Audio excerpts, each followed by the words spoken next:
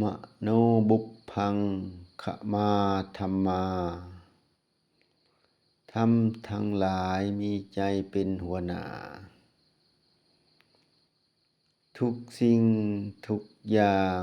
ที่เฮาเฮ็ดเว้าคิดล้วนแล้วแต่มาจากใจทั้งนั้นคือใจเป็นผู้สั่งให้เฮ็ดใจเป็นผู้นำใจเป็นผู้ก่อให้เกิดการกระทำทุกอย่างดังคำที่ว่าใจเป็นนายกายเป็นบ่าวใจเป็นผู้สั่งกายเป็นผู้กระทำเพราะใจเฮ็ดเองบ่ได้แต่คิดสั่งการส่วนกายก็คิดเองบ่ได้แต่เฮ็ดตามที่ใจสั่งคนทำความดีมีการให้ทานรักษาศีลเจริญภาวนาเป็นต้นก็เพราะใจสั่งใจที่เป็นกุศล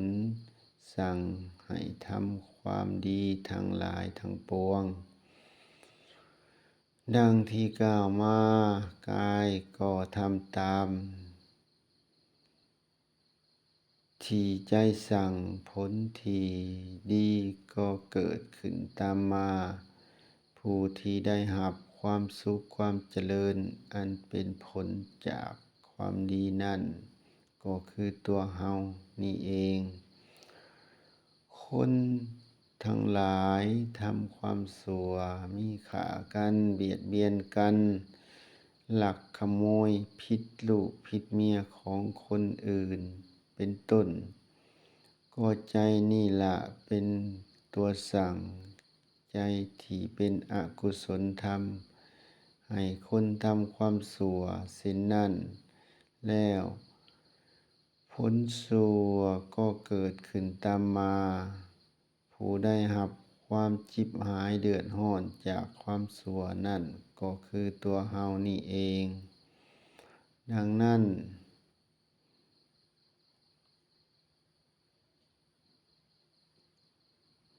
ท่าน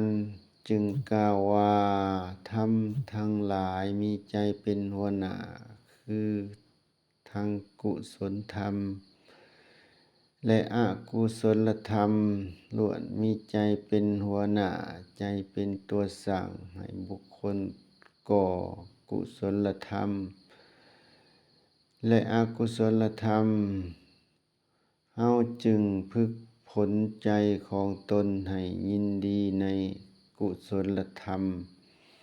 ยินดีในการสร้างคุณงามความดีละเว้นความชั่วใจจะได้สั่งการให้กายทำแต่คุณงามความดี